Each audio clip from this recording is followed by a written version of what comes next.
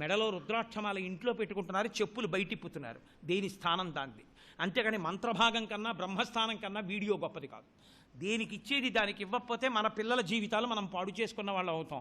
భాగవతం వినడం కాదు, భాగవతం రుక్మిణీ కళ్యాణం విన్నవాళ్ళు ఆడపిల్లల పెళ్ళిళ్ళు చేసేటప్పుడు ఎలా చెయ్యాలో అలా చెయ్యాలి. చక్కగా 4 రోళ్ళు పెట్టండి, ఓ బ్రాహ్మణుణ్ణి తీసుకొచ్చి చక్కగా దాని మీద ప్రోక్షణ చేయించండి. 10 మంది ముత్తైదువుల్ని తీసుకొచ్చి ఇన్ని పసుపు కొమ్ములు దంపించండి, మంగళప్రదమైనటువంటి కీర్తనలు మ్రోగించండి.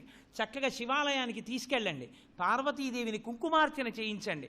ఒక్క 10 మంది సౌభాగ్యవతుల్ని పిలిచి, ఇల్లాళ్ళని పిలిచి ఆ సువాసినులకి నమస్కారం చేయమని సౌభాగ్య వస్తువులు దానం చేయించండి. చక్కగా వాళ్ళతో ఆశీర్వచనం చేయించండి. అది శ్రీరామ రక్ష మీ పిల్లలకి, అది వృద్ధిలోకి తీసుకొస్తుంది. అందుకే తల్లి శివాలయానికి వెళ్ళి ప్రార్థన చేసింది, నమ్మితి నామనంబున సనాతనులైన ఉమామహేశులన్ మిమ్ము పురాణ దంపతుల మేలు భజింతు కదమ్మ, మేటి పెద్దమ్మ దయాంబురాశివి కదమ్మ, హరిన్ పతిచేయుమమ్మ, నిన్ను నమ్మిన వాడికన్నటికి నాశము లేదు కదమ్మ ఈశ్వరి. అమ్మా, నిన్ను నమ్ముకున్న వాడికి, మనసులో నీ పాదములు పట్టుకున్న వాడికి నాశనం ఉందా? ఒక్కనాటికి లేదు. అటువంటి తల్లివి అమ్మా, నీ పాదములు పట్టుకున్నానమ్మా, హరిన్ పతి చేయుమమ్మా, నాకు విష్ణువుని పతిగా చేయి తల్లి అని ప్రార్థన చేసింది.